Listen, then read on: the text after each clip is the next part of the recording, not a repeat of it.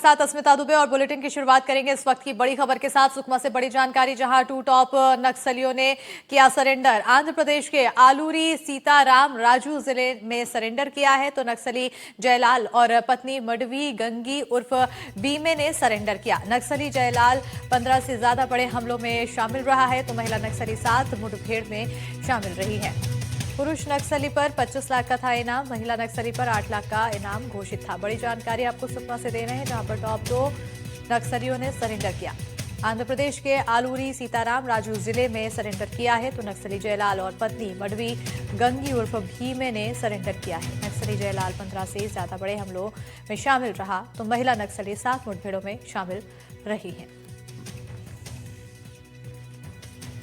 बड़ी जानकारी आपको नक्सलियों से जुड़ी हुई, यहाँ पर एक बार फिर सरेंडर देखने को मिला है। इसी पर ज्यादा जानकारी के साथ सहयोगी सलीम शेख फोन लाइन पर जुड़ चुके हैं। सलीम, आखिर और क्या कुछ जानकारी? जी, एक बड़ी सफलता के रूप में इसे देखा जा रहा है, क्योंकि जयलाल और भीमे दोनों दंपति लंबे समय से माओवादियों के लिए काम कर रहे थे और इनका एक आतंक का पैर इस सुकमा जिले और दक्षिण बस्तर में देखने को रहा है और लंबे समय से रहे हैं। तो इनका जो संगठन में जो बड़ा पद के रूप में भी था और ये बड़ी घटनाओं में शामिल रहे हैं। हाल ही में जिस तरह से माओवादियों के खिलाफ जो ऑपरेशन चलाए गए हैं जिसके और छत्तीसगढ़ में सुरक्षा बलों को जो दबाव लगातार बढ़ते जा रहा है, इसी का परिणाम है कि अब माओवादी दीगर राज्यों में जाकर समर्पण करने लगे हैं। तो ये दंपति जो आज सरेंडर किए हैं, जयलाल के ऊपर 25 लाख रुपए और भीमे जो डीवीसीएम है उस पर 8 लाख का इनाम है।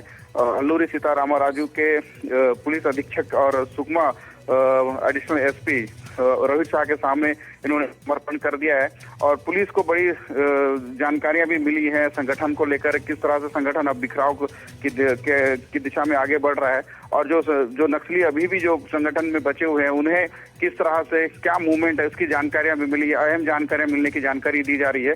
आने वाले समय में जो जानकारियां मिली है इन पर एक बड़े ऑपरेशन भी लॉन्च किए जाएंगे। बिल्कुल, क्योंकि अभी टॉप 2 नक्सलियों ने सरेंडर किया है, आने वाले समय में और भी नक्सली सरेंडर कर सकते हैं। ऐसे में अगर अब बड़े नक्सलियों के नाम की ओर अगर गौर किया जाए तो अब ऐसे कौन से नक्सली हैं जिन पर अभी भी शिकंजा कसना बाकी है?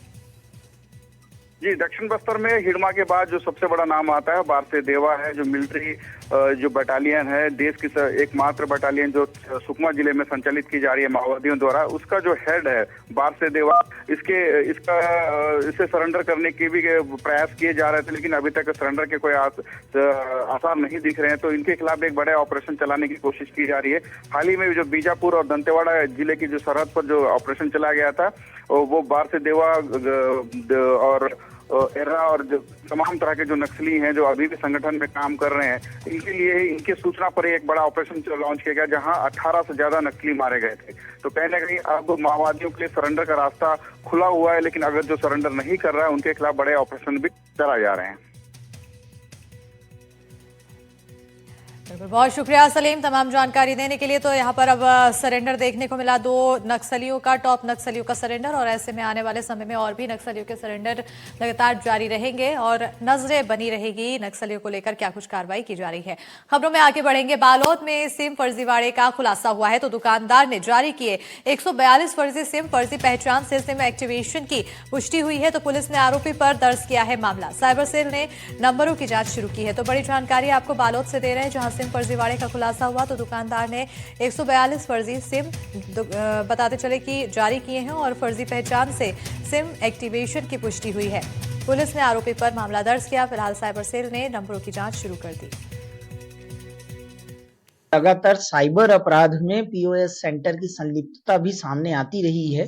इसी क्रम में बालोद में भी 142 फर्जी सिम जारी करने की जानकारी प्राप्त हुई है, जिस पर से तत्काल एफआईआर पंजीबद्ध किया गया है। पीओएस सेंटर पे कार्यवाही शीघ्र की जा रही है और इसमें जो ग्राहक हैं उनसे भी अपील है कि साइबर फ्रॉड करने वाले लोग आपके अनजानेपन, अज्ञानता का लाभ उठा सकते हैं। कृपया कभी भी आप सिम जारी करने जा रहे हैं तो एक बार ही डिजिटल अपना अंगूठे का प्रिंट दें। जो सिम विक्रेता है इसी बालोद थाना क्षेत्र के लिपानी गांव का बताया जा रहा है, ईश्वर नामक जो व्यक्ति है जिनके द्वारा इस सिम को जारी किया गया है और मामले को लेकर के पुलिस लगातार जांच कर रही है।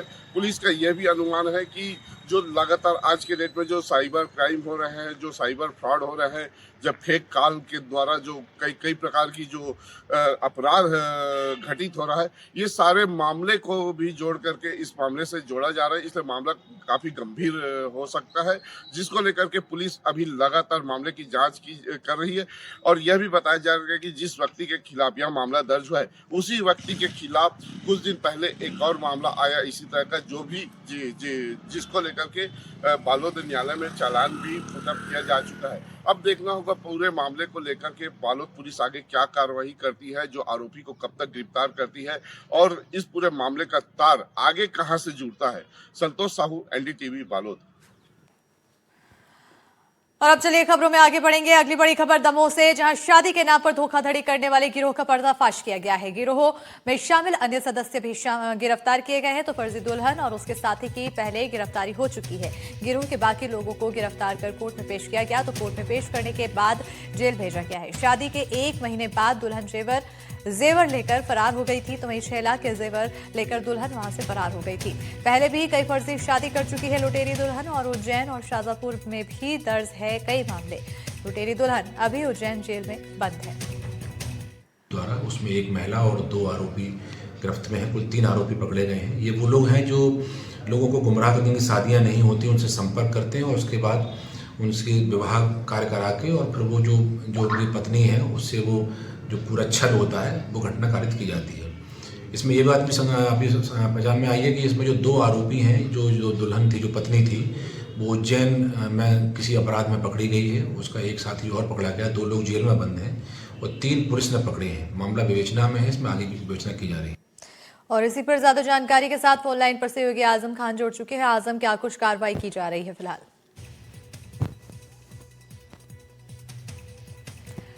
सहयोगी से संपर्क साधने की कोशिश करेंगे, लेकिन यहाँ पर बड़ा खुलासा हुआ है। शादी के नाम पर धोखाधड़ी करने वाले गिरोह का पर्दाफाश हुआ है, जहां गिरोह में शामिल अन्य सदस्य भी गिरफ्तार कर लिए गए हैं। इससे पहले फर्जी दुल्हन और उसके साथी की गिरफ्तारी हुई है। वहीं गिरोह के बाकी लोगों को गिरफ्तार किया गया। बताते चले कि कोर्ट में भी पेश किया गया है और जेल भेज दिया गया।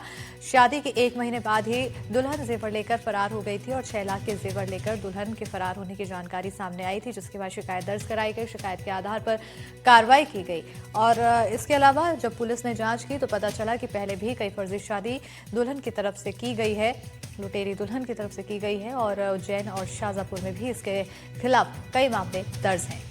फिलहाल लुटेरी दुल्हन अभी उज्जैन जेल में बंद है। आजम हमारे सहयोगी फोन लाइन पर जुड़े हुए हैं ज्यादा जानकारी के साथ। आजम, क्या कुछ अधिक अपडेट इस पूरे मामले में कार्रवाई से जुड़ी हुई?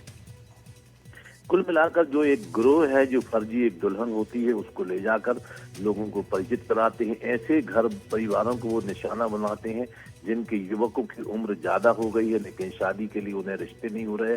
ऐसे जो परिवार रहते हैं उनसे ये गिरोह मिलता है, जाकर उनसे शादी की बात करता है और बात करता है पैसों में। लगभग 5.5 लाख रुपया इसी तरह के मामले में ऋषभ जैन के परिवार से, जो कि इमरिया चौकी के मनका गांव का रहने वाला है, उनसे इस गिरोह ने वसूल किए थे और दुल्हन को लेकर बाकायदा इन्होंने शादी रचाई थी। 15 नवंबर में शादी हुई थी और कुछ ही दिन बाद एक परिजन और आता है उनका और उस महिला को के साथ एक दिन घर परिवार में रुकता है और बुआ बताकर वो महिला इसको साथ में लेकर रफू चक्कर हो जाती है।